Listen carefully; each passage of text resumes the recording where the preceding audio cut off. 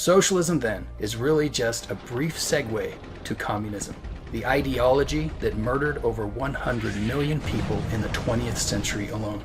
Although no system is perfect, capitalism, in contrast, lifted more people from poverty than any system in the history of the world during the very same century. Still, with equality, fairness, security, the alleged virtues of socialism, it's no wonder that socialist Fidel Castro, in meeting with Pope Francis, invoked Jesus as the ideal example of socialism. Christ multiplied the fish and the loaves to feed the people. That is precisely what we want to do with socialism. But as Frodo Baggins would say, it would seem like wisdom, but for the warning in my heart. You see, there is one very big difference between Jesus or God and a socialist. Where socialists offer totalitarian force, God offers free will. Free will versus force. Voluntary versus involuntary. Freedom versus slavery. Though God and socialism at first appear to be friends, when it comes to preserving free will and freedom of conscience, they are in fact polar opposites. And if opposites, it begs the question, who is behind this enemy of freedom? You may not believe there's a God or a Satan, but what I'm about to show you proves the founders of socialism believed in both.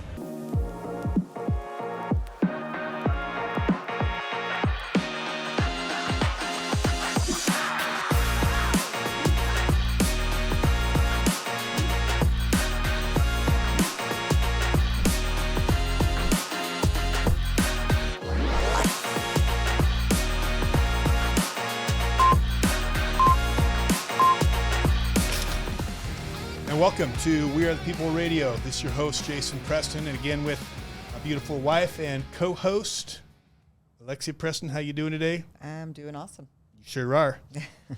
Well, we want to thank everyone for joining in. Today we're going to be talking about some very controversial things here in Utah, but I also think something that's extremely important to understand. We're going to be talking about the new hire that the church has for their communications director. And obviously that sparked a lot of controversy, but we're going to talk about it from a different perspective because I think this is part of a much broader discussion that we're going to jump into. But first off, I want to just make sure you're following. Go to our website, wearethepeople.org. All of our socials are there. You can also follow our newsletter there. If for some reason they cut off one of our channels again or something happens, that's the best thing is just sign up for our newsletter so we can send out these videos to you directly. Also want to give out a shout out and a huge thanks to Castle Rock Interior Floorings. I know we've shouted them out because again they're one of these few that have stuck with us through the good times, the bad times, and sometimes in the bad times, sometimes you lose some people. That's what makes them the bad times. So shout out to Castle Rock. Thanks for fighting with us. And Alexia, you want to introduce our rock star of a guest today? Absolutely, it'd be my honor. So Greg Mattson, thanks for joining us by Zoom, but we actually had the privilege of being with you in person this last week in Arizona for the Beneath Sheep's Clothing premiere in Arizona, which was fantastic. So it was great to have some FaceTime with you there. But we'll take what we can get, even if it's a Zoom. So thank you for joining us remotely.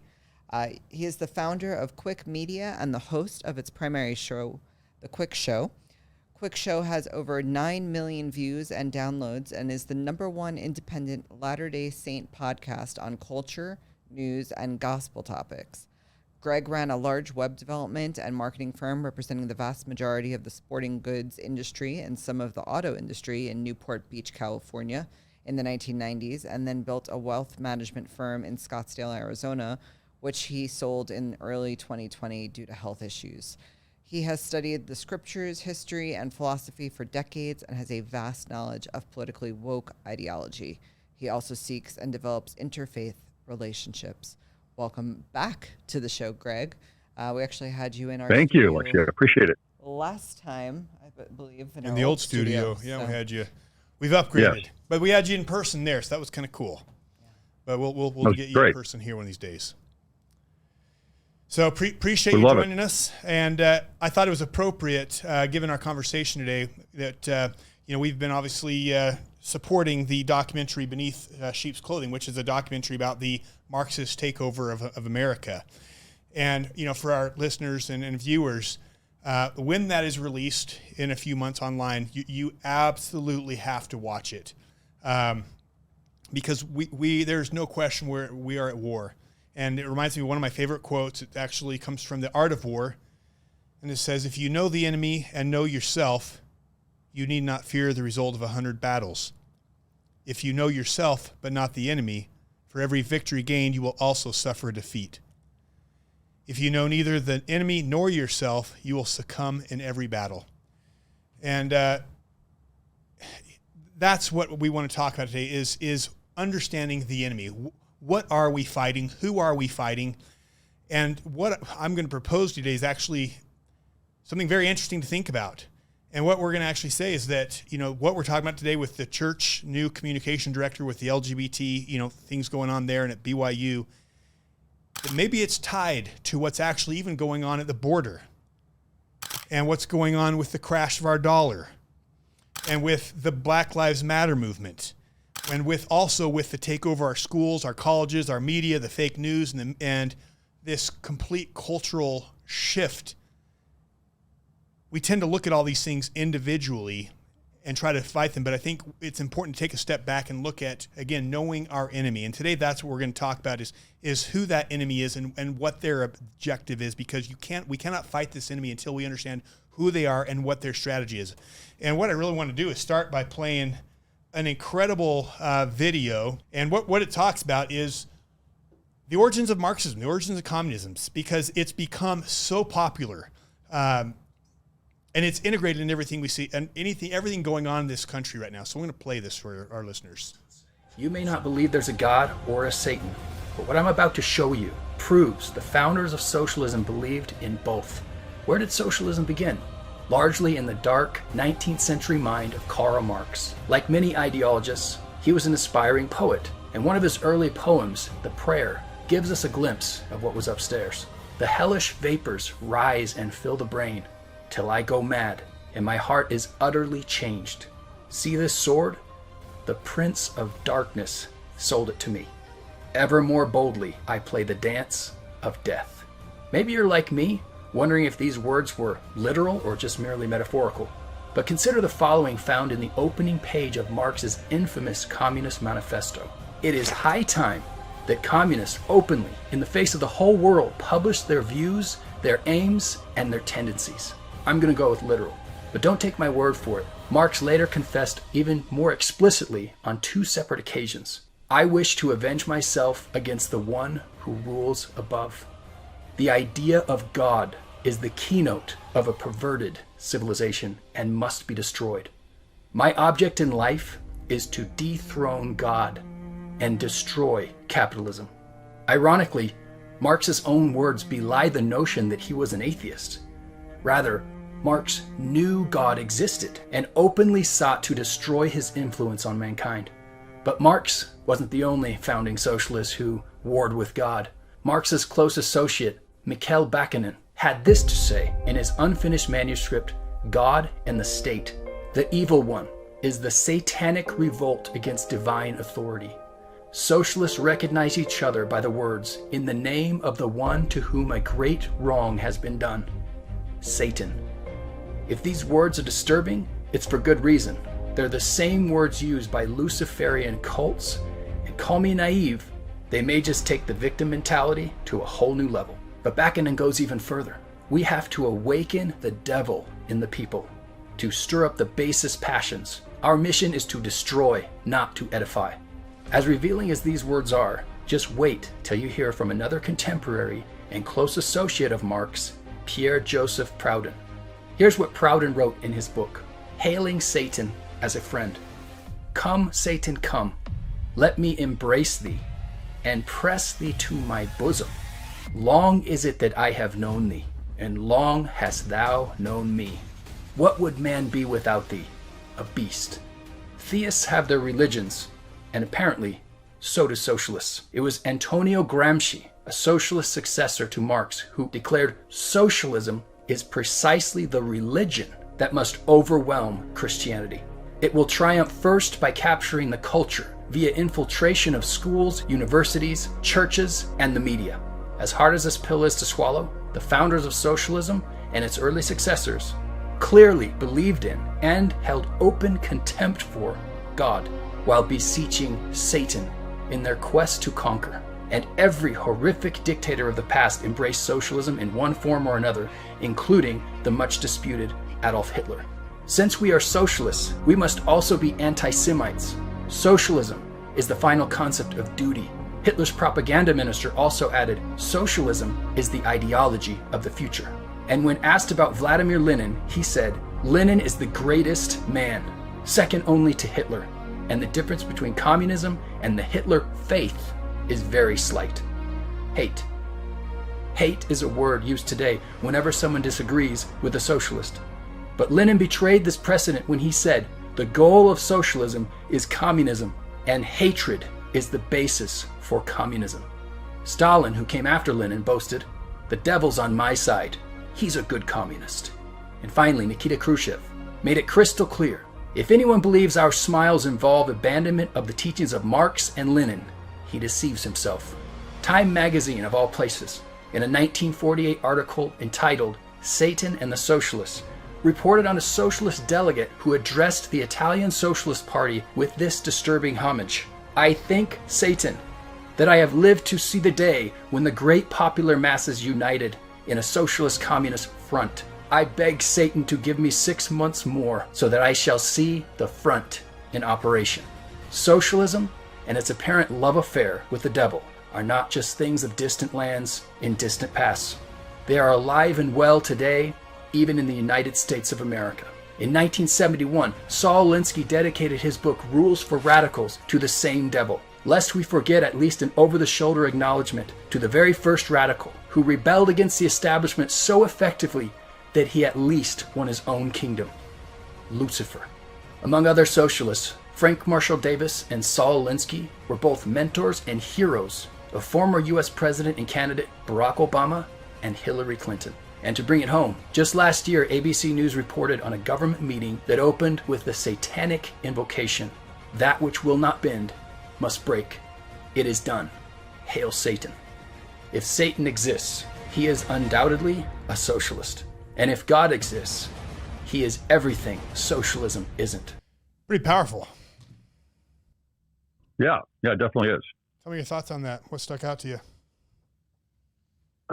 Well, I think the main thing is, you know, as far as applying these things today, number one, what you'll usually hear when people talk about Marxism and communism is they'll say that if you bring that up in terms of woke ideologies and critical race theory, that you're some type of conspiracy theorist. And what's so interesting about that is that if you go and you read, it's like Darren here is pulling in quotes from actual individuals. And if you go and you read more contemporary individuals like Richard Delgado and Gene Stefanchik, who are along with Kimberly Crenshaw, they're the ones that founded, along with a couple of others, critical race theory, and they are self-proclaimed Marxists. It's not a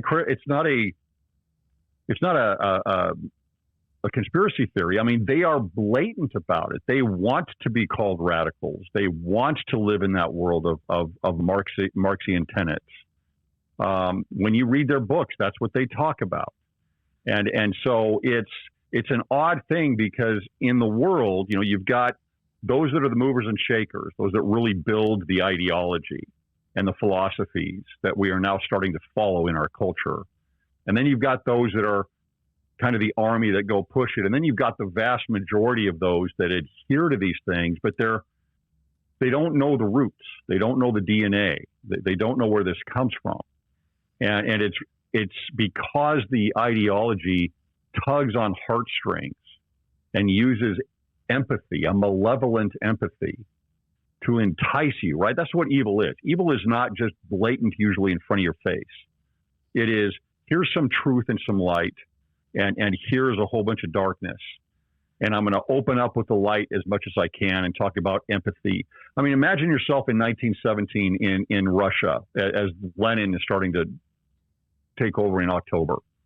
And you have communists then at that time that come along and they say something to the effect of, well, if you believe in helping the poor, then you're going to join the Communist Party. And if you don't join the Communist Party, then you don't believe in helping the poor.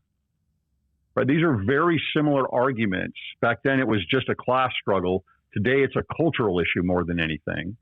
That goes right along with racism. That goes along with homophobic accusations. That goes along with a lot of, climate.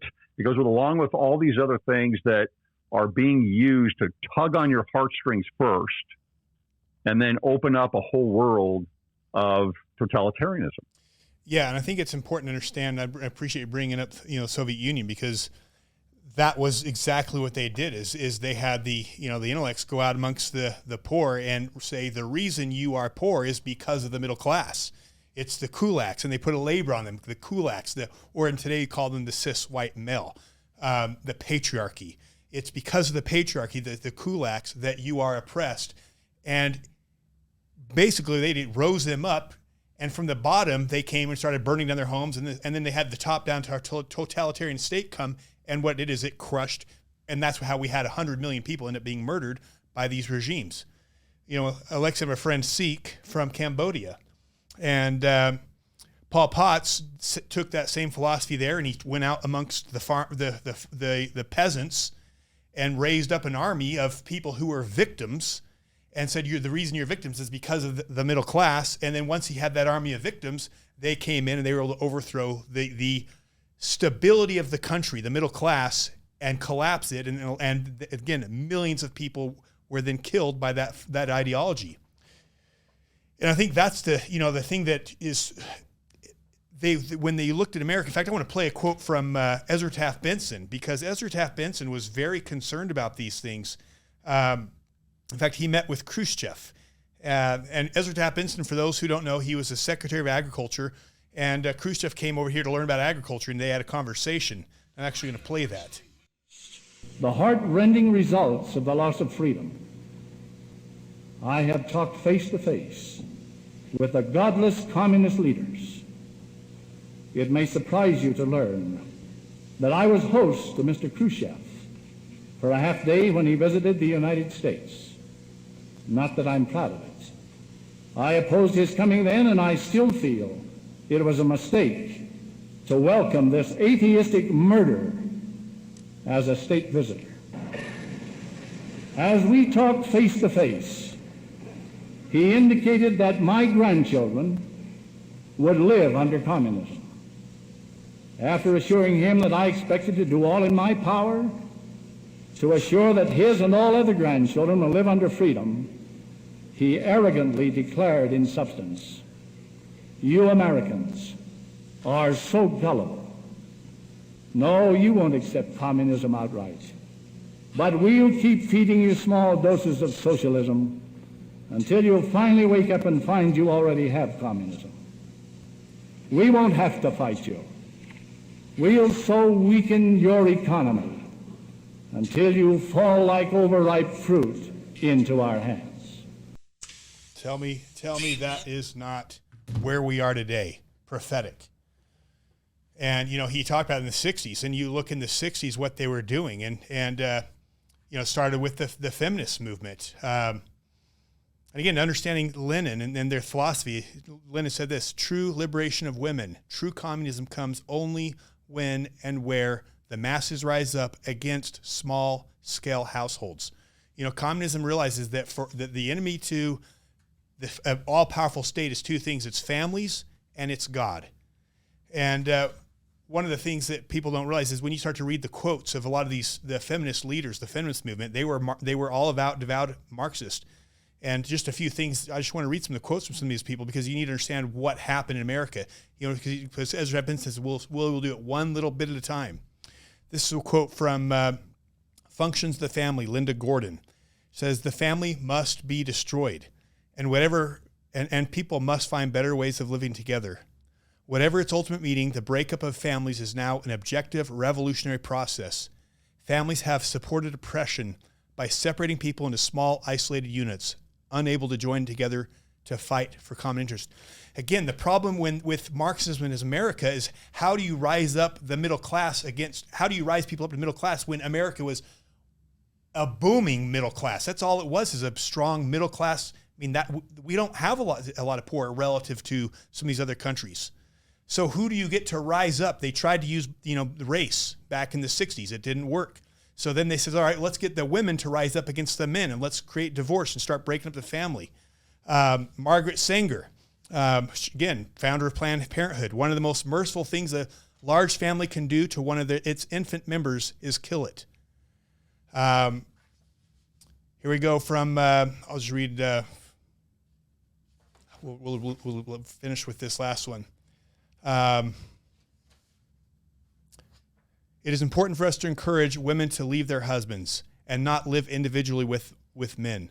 All of history must be rewritten in terms of oppression of women. Why? Because that is the Marxist way. Create people who are victims and who are oppressed, and then get them to rise up against the foundations of the country. And the last thing, God is going to change. We women will change the world so much that he will not fit in it anymore. That's Naomi Goldberg. And these are all the founding women of the feminist movement. And you look at how successful they've been from the 50s and 60s. The family's fallen apart. And that brings us to, so you can see how Black Lives Matter is clearly, a tool of a Marxist tool to, again, as soon as Floyd died, what did they do? Raise up everybody to overthrow the system.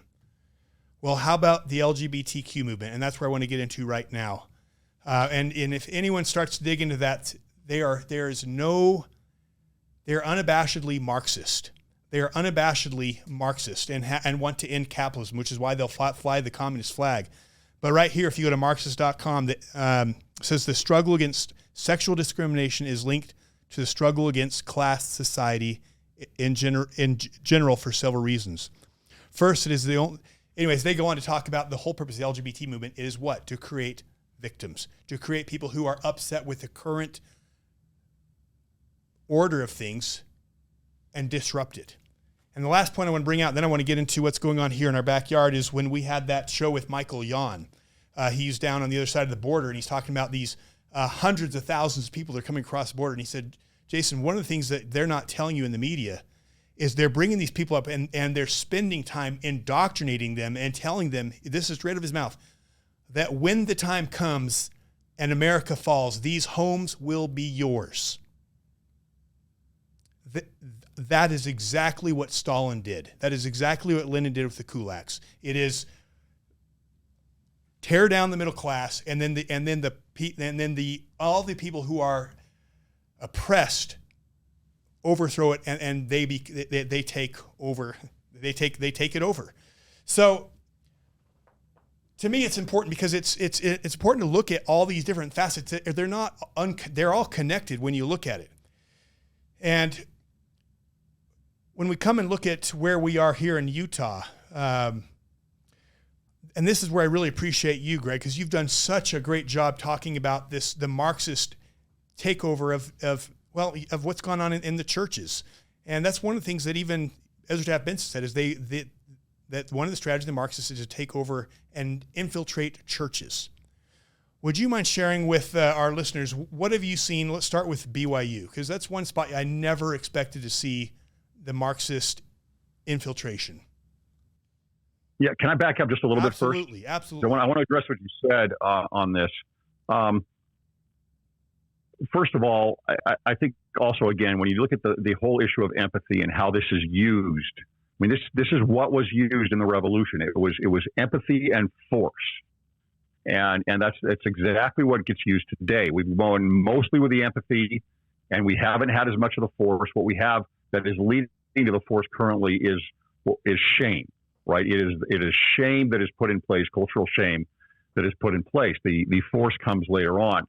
But what you say about feminism is interesting because critical race theory, which is just basically a part of cultural Marxism, is really the launch of where we are today. What you had in the 60s and 70s was a big change in culture. What we're having today is moving at light speed, right, compared to what was going on in the 60s and 70s. But the reason is because it's focused on the culture much more. And so critical race theory is founded on critical theory, which is cultural Marxism, It's founded on radical feminism, as you said, and then you add postmodernism, which is another leftist philosophy that brings all these things together, and it's kind of like a virus that mutates, right, eventually, and it just gets stronger and stronger against its host. A virus has to have a strong host, and so a strong host, a healthy host, is the West, the United States, the church, right? These are places that you have really strong hosts that a virus is going to seek and want to move into, because it has to have that. It can't survive. China can't survive as a purely communist country today. It has to have some capitalism and all the trade it has with the West, or it would implode, because a virus can't live by itself. It just can't do it. So it has to live off of this healthy host. I want to back up even further a little bit, because the idea of victim and oppressor, right? This does not start with Marx. He articulates it. He develops it. Again, it's the whole idea of the virus becoming stronger and mutating. But we can go all the way back to Cain and Abel, and where you don't call that Marxism, it is envy. It is, Abel offers a better sacrifice than what Cain offers. And so what does Cain do? He's going to pull down the order. He's going to pull down the righteousness, and he will get the gain out of it. Right? It's critical theory. It's the same exact thing. And this is the first real example outside of the garden that you have in humanity of what's going on. And look what it is. Right? It's the same exact thing. We get the same thing in the War in Heaven previously to this. So this is a strain. This is a struggle of good and evil, and this is how the adversary operates from the very beginning. It doesn't change. It just mutates and gets stronger and better. Sorry about that tangent, but anyway, it's going on to BYU, BYU is still one of the better places to go for school. You've got great professors there. I know a number of them, but BYU is part of the academic establishment. And what do I mean by that? Well, all of these things that are fomenting, all of these big changes in the culture, they come out of academia. Right? That's why I call it the religion of academia. This is where it foments. This is where it builds, and this is where it sprouts out from. So imagine BYU. They have a certain mission, and they're trying to follow it. And you've got really good people in the higher ups that are trying to carve this way forward. It's a very, very difficult task. Very, very difficult task to do what they're trying to do. And yet BYU is trying to be a legitimate, esteemed university within this world of academia.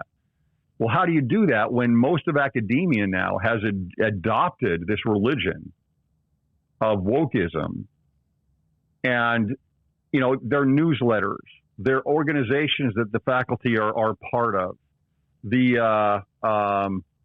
their teachings wherever they went to school and then came back and started working at BYU, right? They're all receiving this indoctrination and this influence on a regular basis. If they want to get published, if they're researchers, if they want to get published, if they want, any of these things, you've got to kind of virtue signal. You've got to kind of adhere to a number of these policies, procedures, this worldview that exists in academia. So you do have a number of professors at BYU that are from that world and want to see a big change at BYU. And they express this to their students. They work together. You can see it on their social media. It is blatantly, much of it is very blatantly anti-gospel, anti-church, and anti the mission of BYU. Do you have some examples of what is happening there? I didn't have that one screenshot, but let me give you a few examples here of kind of what's going on there. So I've got a number of people that I know there. I've got students, I've got faculty, I've got administration, people that I talk to.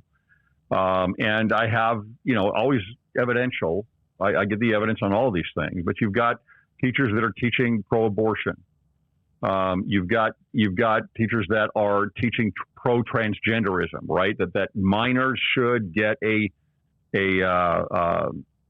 transition if they want it, and that they should be pushing against the parents. You've got the church teachings. This is the hard part. You've got the gingerbread man, right? Which is what has been taught in one of the classes. Yeah, the genderbread man, so to speak, and it's where you have someone who has no gender, and they're teaching that Jesus really doesn't have a gender. That's been taught at BYU. You have whiteness activities, right, where the teacher will say, okay, here is an activity sheet. I want you to go out around the campus in BYU, and I want you to write down incidents of whiteness that you see. I mean, imagine taking the whiteness in that and saying Jewish. I want you to go out and I want you to write down incidents of Jewishness that's going out there. It's absolutely crazy. You have incidents of being, students being moved around in a classroom based on their privilege. How far do you step forward, and who has to remain back, and who has the most privilege in the class? What are you talking about, moved around based on their privilege? So what they'll do is they'll line up all the students in a line or a couple lines at the back. And then they'll say, okay, how many of you have two parents in the home? Take a step forward. How many of you grew up in a middle class to upper class upbringing? Take a step forward. How many of you are white? Take a step forward. And so you get that disparity, right? You get those different, it's intersectionality. Everybody gets moved, and then you get a totem pole, basically, of privilege. And of course, the ones that are looked down at and have the fingers, the proverbial finger pointing at them, are the ones toward the front. Those are the kulaks. Because they're the ones that have all the privilege. Now, there's one thing to say, okay, yeah. It's one thing to say, look, I mean, we need to learn to be humble, and you need to learn to realize that other people don't have certain things. But that's called charity. That's a completely different thing. And it's like, no, what you do is you teach charity. You don't discriminate everybody and separate everybody into ites, right? And different groups. But that's just a handful of a number of things that go on there, especially in the social sciences department. Yeah, actually. And meanwhile, you're also in political science. Just this week, it came out there's going to be a new BYU course, a philosophy course on Taylor Swift. So, I mean, the idea of what is being taught at BYU right now, and this is a political science professor that's teaching this course. So, the philosophy of Swifty is what they're calling it. Is that what they're calling it? The philosophy of Swifty? Swifty, yes. So. Yeah, it's interesting because I was over there today, and just because I've seen on your show and other places some of these examples, and I just want to say, is this really there? And you can go and you've got, and I'll put this like rainbows, safe space. You've got everyone is welcome here with all sorts of, rainbows, and it's everything. It is just rainbows on these doors, on these teachers' doors as you walk down the hallway. How to be an ally. It is just, the doors are covered with this Marxist LGBT propaganda. It's really just shocking because to me, it has no place in our schools, and especially, I guess that's the thing that surprises me is, what's the purpose of having a private school if you're still going to conform to the rest of the world? Yeah, they take their mission from a couple places. One is J. Reuben Clark back earlier in the 20th century, and then from a talk given by Spencer W. Kimball in the 70s. And the issue is back then the religion of academia didn't dominate academia, and now it does. But so they're still trying to hang on to that mission. It's a great mission. It's trying to be an elite type college, but hang on to its standards. And like I said before, I'm not saying it's impossible because I'm not the person in charge of it. I don't have inspiration for those things, but it's a very, very difficult thing to accomplish. And there are really good people that are trying to do this, but it is a gargantuan task to make this happen. Yeah, I'm trying to find there. I know there was, I think, beginning of last year, they brought a professor, someone who spoke at Barack Obama's or Joe Biden's inauguration, who was a devout Marxist. They had him there, one of the keynote speakers.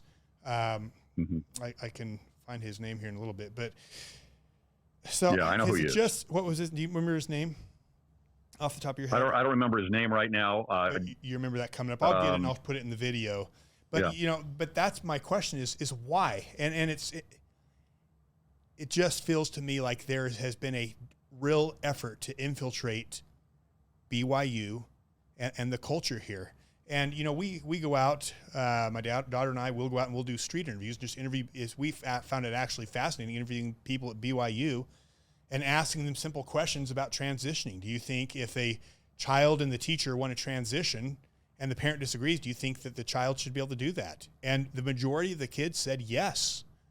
And that's to me why this stuff matters, is because if the teachers are teaching this is getting pushed into the future leaders of the world. And, I mean, it's... And the church. And the church. So any thoughts on BYU before we shift gears, Alexia? No, I mean, I'm just digging into the article, the Salt Lake Tribune article, because I'd love to get into that, and the new LDS church communications director, because I think that's where this all meets at a crossroads today. So I actually think the Salt Lake Tribune article was pretty fair in how they've represented some of the criticism that's come online. If we're ready to. Yeah, I would like to do this, Greg, because you did a phenomenal breakdown of some of the social media around this. Would you mind breaking down, and if you have the images, sharing with our viewers who the new church communications director is, and why there appear to be some red flags, or not appear? There are clear red flags. It's Aaron Sherinian, and can you see that? Yes. Okay, so this is an example of some of his social media here. This is at a Pride and Climate protest in Washington. But this is, there's a few things that are interesting here. You've got love conquers hate here, right? This is going to be for the LGBTQ people. But even back in here, you can see a climate. It's not very clear here, but this is a climate. All of these things run together, right? They're all part of the same type of ideology. And a lot of them are pushed at the UN, the United Nations. And he, Brother Sherinian, has worked at the United Nations for a number of years. He was the communications director for what is called the United Nations Foundation, which was founded by Ted Turner. And he is definitely one that goes along with the 2030 agenda. And this isn't from a long time ago, just a long time ago. This is very recent. I pulled up a speech that he gave in December last month, very focused on sustainability and development, which is what the 2030 agenda is called with the UN. And there's a lot of issues there. Connor Boyack had talked about how he is a globalist. Well, it appears that way. He's very focused on this same type of agenda that the globalists are focused on. But you can see some of the hashtags here at the bottom. You've got climate, hashtag climate, hashtag activism. Which is Marxist. Right, and then kids, family, and philanthropies, whatever that means. Right, and then you've got another one here at a pride. He's wearing the pride stuff here. I want to pause and hit to talk about the UN, because some of the past leaders of the church actually called the UN a satanic organization and were completely against it. I mean, they are pushing all these Agenda 2030, the move to this digital currency, all the things that are like terrifying. The United Nations is behind, and to see these connections with him, I don't know. Very concerning. Yeah, it's suspicious. There's no question, and that's why a lot of people have questions about this. I mean, we'll go through some of this other social media and his connections with the UN. It is.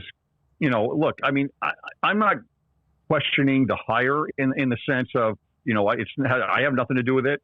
I mean, they can make the decisions they have, but what is, right? I mean, the fruit of this is confusion to some people because they don't understand, well, why is this someone we're getting from the pulpit. I mean, we had 3 talks in October General Conference on the family proclamation and marriage being between a man and a woman.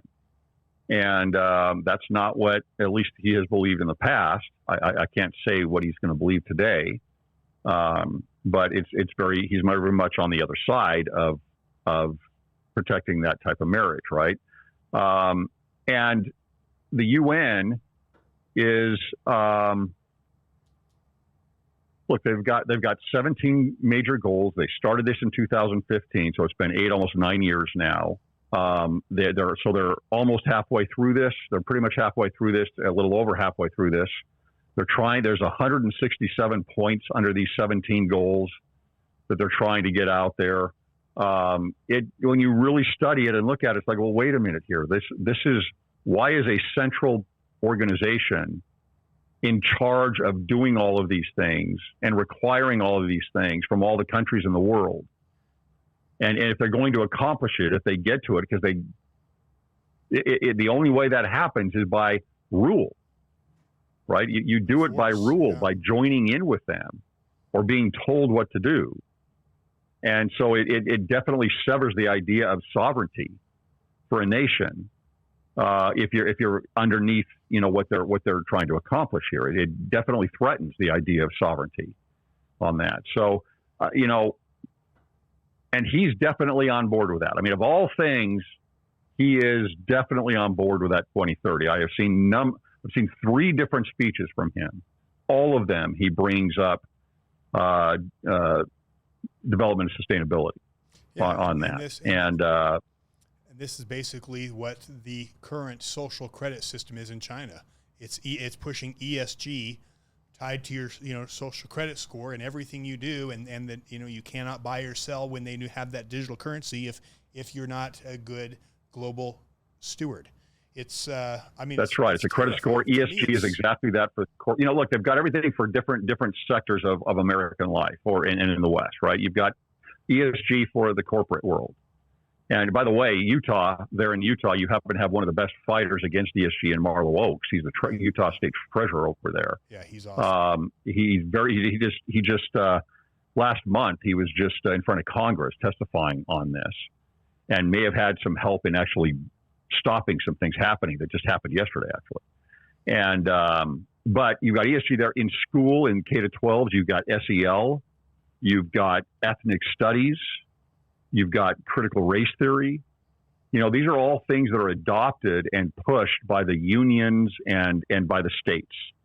I have read thousands and thousands of pages that would put anybody to sleep on the state curriculum for ethnic studies in California, in Arizona, in Utah. Utah's one of the worst, by the way, and Illinois, Florida, etc. I mean, it's all about leftism. Right. That's the push. It's not, I want to learn about another culture or even my own culture. It's how do I learn to follow a certain indoctrination? And again, the purpose that and so they have, and these things are all built in through the Agenda 2030. They all help support that. And so it's there's definitely a tie there. Yeah, and the end goal with getting to Agenda 2030 is the Constitution stands in the way of it. Is you have to overthrow the foundation of America, so that we will hand over our sovereignty to an international body. So show us. Yeah, well, if you end up with a stalemate, right, where we're not following some of the 17 goals, and we don't follow them because as a democracy we vote not to, then you've got, right, wait a minute here, what's going on? So something's got to give one way or the other. And that's the thing, is where is our allegiance to as individuals, as a nation, as members of the church? Is it to the Constitution, which is the opposing force to Marxism? Marxism clearly is, as we started in the beginning, is inspired by the adversary. There's duality in everything. The opposing force is the Constitution, which has brought more light and liberty and prosperity in the world than any other document in the history of this world other than the Bible. Is our loyalty to the Constitution, or are we shifting loyalty to the United Nations? And it feels like we're shifting loyalty to this group of unelected globalists. And clearly, this communications director falls in that camp. Yeah, he's definitely he's definitely a follower of that agenda. I mean, there's no question. You can't go and listen to him. He brings it up every time I've seen something on him. So he definitely buys into it. Let's share a few more of his posts, and I want to talk about what that means with him being there. Sure. All right. So we've had this, and then this is him on Twitter. And this is Chris Mosier on making history as the first trans member of Team USA, right? And so he's got hashtag trans is beautiful. And again, I mean, this is not about, loving somebody that's a trans person. This is about an agenda, right? Transgender rights are human rights. That's a very common statement that is made in the trans movement, right? Join us in standing up for trans rights. Isn't it interesting? It's never about trans duties or responsibilities or human responsibilities. It's always about rights. And then down below here, you've got the UN. There you go. The UN weighs in. Caitlyn Jenner's bravery and how to support the entire global trans community. Free Equal at Global Daily, right? So that's another one there. This is the White House. This is during the time of the of gay marriage being same-sex marriage getting put through around 2015. Way to go, SCOTUS. Gay marriage now legal across all 50 states, and he's got the picture of the White House here with the pride colors on it. What's interesting here is that there was an amicus brief that was filed by the church at this time against this, and he's still supporting it on the other side. Right? There was an amicus brief filed by the church in regards to same-sex marriage with the SCOTUS, and he's obviously on the other side of that. So anyway, that's just a few of them that I had. So there have been several people that have been outspoken on this, probably none as much as you, Eric Moutsos, and Connor Boyack, as the Salt Lake Trib article points out. In Eric's words, would you call this someone a radical activist on woke issues, or is this something less extreme than Eric calls it? I think that's a good question. I don't know if I would use the term radical because that has a lot to do with what he's doing in his activism.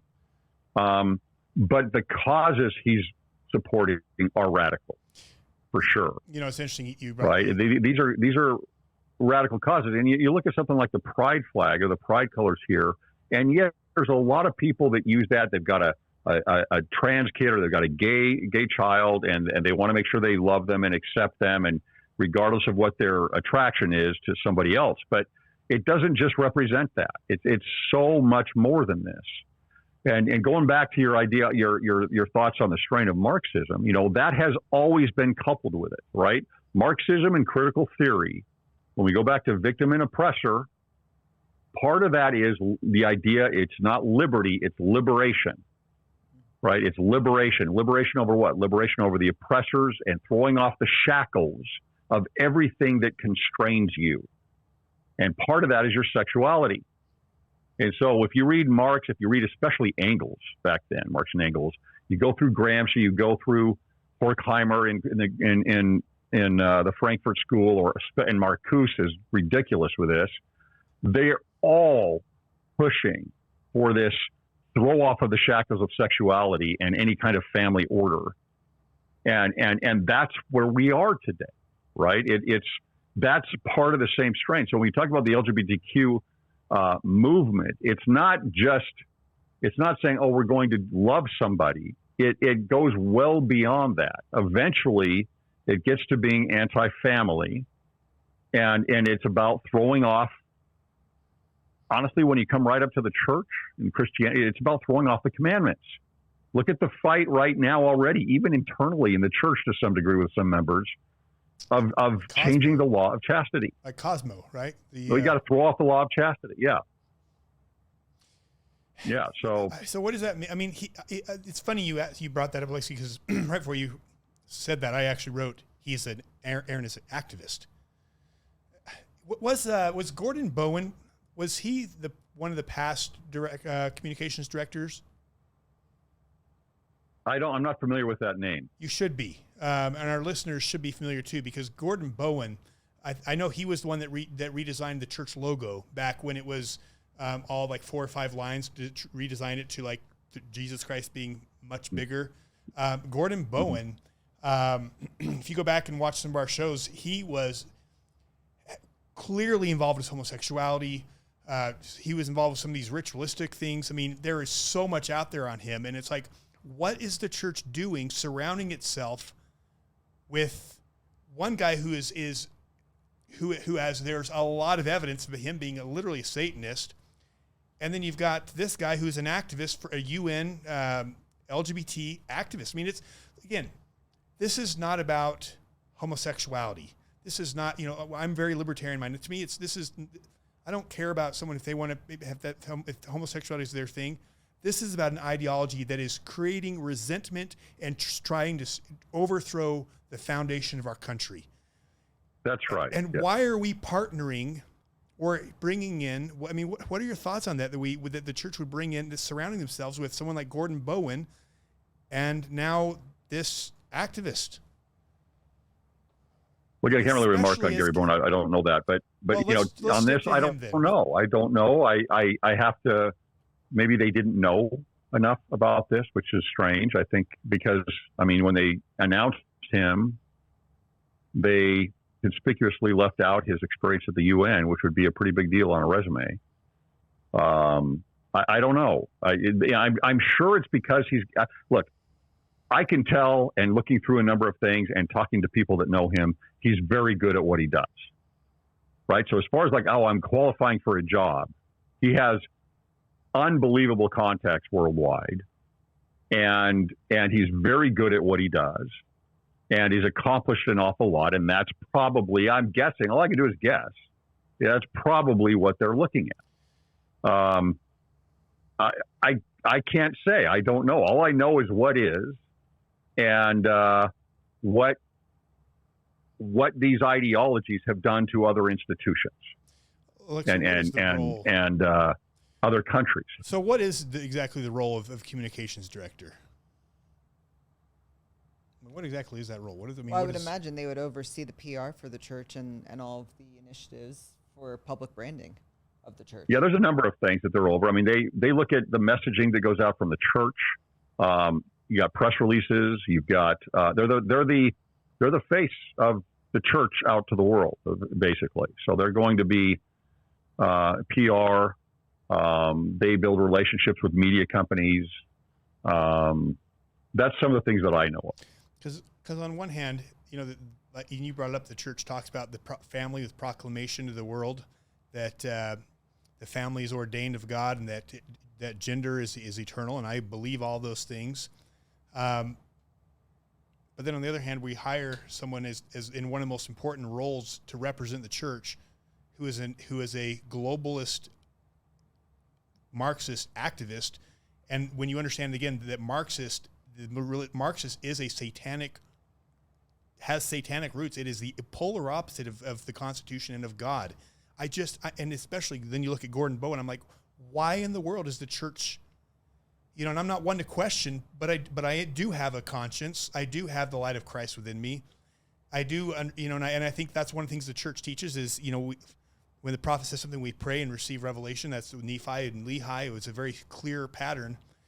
And I think a lot of people are just very confused by this, and including myself. And that's why I really appreciate your thoughts and your insights. Tell us more. Tell us your thoughts. Yeah, I think, there was another Salt Lake Tribune that mentioned me, article that mentioned me a few months back. And because I had said to one of their reporters, I said, there's a spiritual side and a corporate side to the church. And there's a BYU professor that came back and said, no, that's not true. And something to that effect. But I think there is. And, here's what I look at, I'm doing exactly what I think the prophets have said, what the scriptures say.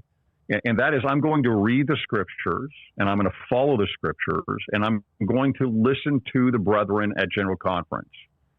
And that to me is the message to the church.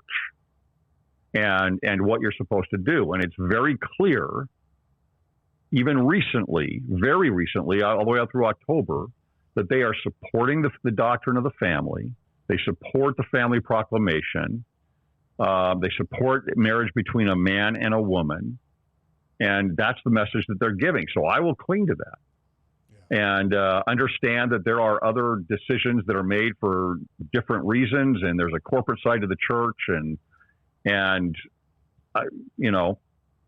I think you've got to separate those things. Yeah, Alexi, what are your the thoughts? reason it's an issue, right? The reason there's questions is because we know you can't look at this in a vacuum. This is what I said in my podcast, right? This is not in a vacuum, right? This is happening everywhere in every institution in the United States. You can't go to a Fortune 500 company now without a DEI office, right? You can't go to a school where there isn't some social and emotional learning and ethnic studies and critical race theory being taught in K to 12 in most of the U.S. Right? The churches. You've got the Church of England is struggling immensely with female priesthood and with the LGBTQ issues, and they've got people dropping left and right now, and other affiliates that have left the Church of England. That's happening now. The Methodist Church splitting again, that because of these same issues, right? This is not in a vacuum. It's like, well, why would this just? Those that are concerned are that you can see this happening everywhere. No, that actually is important to bring that up. This is, like I said, the Catholic Church, every church, it seems is being taken over. Yeah, the blessing of same-sex marriage is being talked about in the Catholic Church. Yeah, I mean, that is exactly what they did in Soviet Union. Is they infiltrated the churches, and I guess when you see the infiltration, it's just you want people to stand up and push back, and I think that's where I'm frustrated, because when I see this evil, I know this evil is destroying our country. We look at everything happening. I mean, our children are literally. This is why I do this, is I know what's coming if we don't stand and fight. I know what lies for our children. It terrifies me. And I see that this, again, this is not about homosexuals or gays. This is about a ideology that is using people, That's right. Black people, anyone to be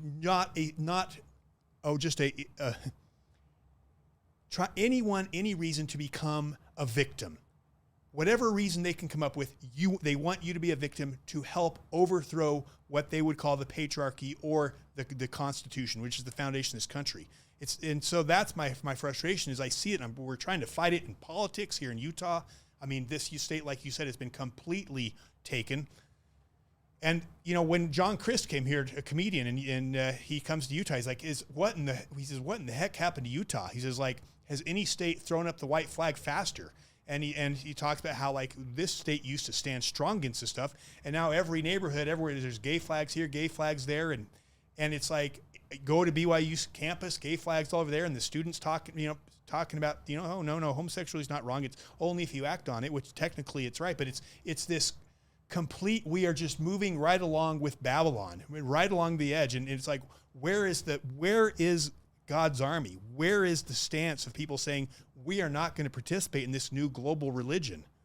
Alexi, what are your thoughts on this? I know you've been pulling stuff up and thinking here. Yeah, no, I just, it's the concept of maybe what might be defended as worldly cosmopolitanism or good global citizens versus this globalist agenda, and the distinction between the two. And that actually is a PR communications director job, is to shape that narrative. Yeah. So it's interesting. You've been seeing over the last year the church meeting with the UN. And this is not, specific just to the LDS Church. As someone from the Jewish faith, I hear this on the high holidays from the pulpit there as well. You hear sermons going about, white supremacy and suppression and feminist ideologies being touted. So this is not just something specific to the LDS faith, but this is Judeo-Christian values and understanding how all of these religions have been infiltrated to some level by these globalist ideologies. So, but the spin on it is what I find most interesting, to call it a form of worldly cosmopolitanism, that we just need to be good global citizens. That seems to be the narrative that's coming out of the churches. Yeah, that's an interesting statement. I saw that. That's That's the one part of the article that I did not like that was in there that it brought that. It's kind of like, well, wait a minute. So what you're saying is kind of like the sophisticated, elite, educated, or the cosmopolitan people, and then the rest of us are knuckle-draggers. That's just not right. It's kind of like I heard a podcast about this yesterday, and if you didn't agree with this guy getting hired, somehow you used the family proclamation as a weapon, and you're a DesNat. It's just all these things that are like, no, there's an awful lot of people here that are confused, really good people that are confused over these types of things, and these are people that you got to realize, again, this isn't a vacuum. These are people that are affected by this. I get so many messages from parents where their kids, they've lost their kids in the gospel, and they're going down bad tracks because they've been swallowed up into these ideologies. I mean, it's absolutely heartbreaking. And where do they hear the warning signs from this? Because they don't hear it in their schools, they don't hear it at work. Quite frankly, they don't hear it much in the church. They don't hear it anywhere. They don't. And there's no manual for it. So it's like, what? Of course they're confused.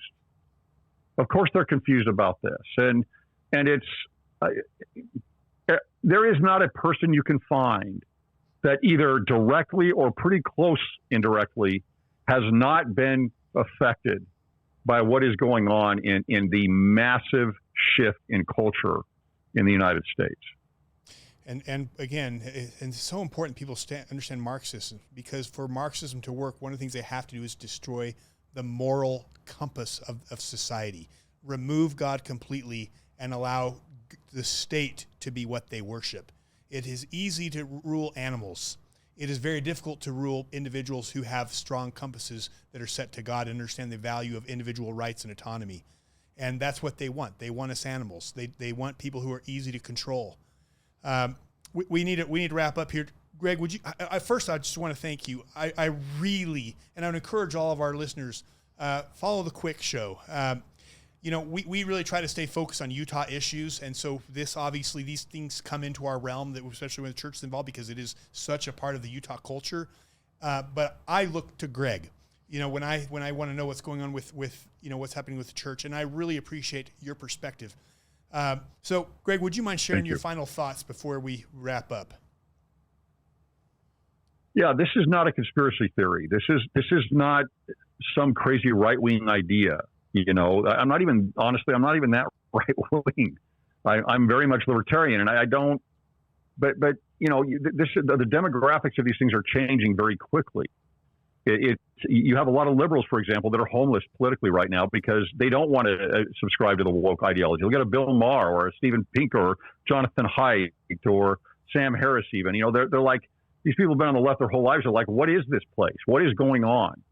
There is a massive shift, and it is pulling on people's heartstrings through empathy, a fake empathy, without using reason and logic and gospel principles.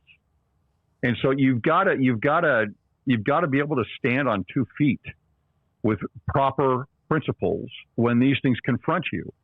And you can't put your head in the sand. Don't subscribe to the spiral of silence. You've got to be aware of what is happening, because otherwise it's going to be like a whirlwind that's going to affect you at your work, in your family, at your church, etc. It's going to be everywhere, and you're not going to know what to do, and you're not going to recognize it.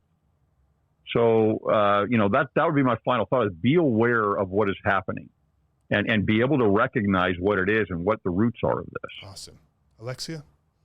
I think the best way to wrap this up is to pose a question actually asked by you, Greg, in your incredible article. And I encourage everyone to go check out Greg's article and show on the new LDS Communications Director supporting pride and pronouns. And that question asks if we can hijack the doctrine of the family in order to love and offer tolerance. And at what price are we willing to make those compromises? Are we willing to hijack or give up anything that is so fundamental to our core values here? And I think that's where Utah specific, as we look around our own neighborhoods and we see June and the pride flags everywhere here, and these are from regular church-going members, and you don't see this in more quote unquote conservative areas of the country. Even Florida. Even Florida. Miami. You wouldn't believe it. So why has that been hijacked here? And I think we need to ask that. Is it really the understanding of love thy neighbor, or is it something much more nefarious? Subverted. Subversion. It's a niceness culture. It's a niceness culture that is passive, right? It's a passive niceness. It's not a kindness. It's niceness, I think. And I honestly think that Utah is probably going to have a dramatic political shift over the next 8 years. I think you're right. I think you're very right.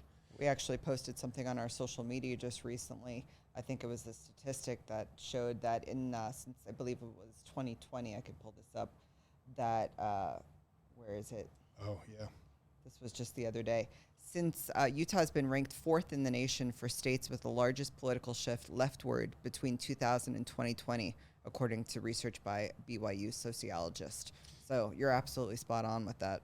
Yeah, we've become progressive. Yeah, and again, this isn't like, we're going to go be liberals and we want a higher tax or even immigration. It's the shift is coming from these ideologies, and it's coming from, and that's not just regular politics. This is a whole new worldview. And James Lindsay, we had him on the show, and what he talks about is it's what we're seeing in Utah is subversion of our values, and we have been subverted. So I think, as we wrap up, to me again, and I want to really just emphasize this because it is important to love everybody, and I am very much libertarian at heart as well. And I'm like, do what you want to do as long as you're not affecting me and my rights. You do you. But the minute you trample on my rights, now we're up for a different story.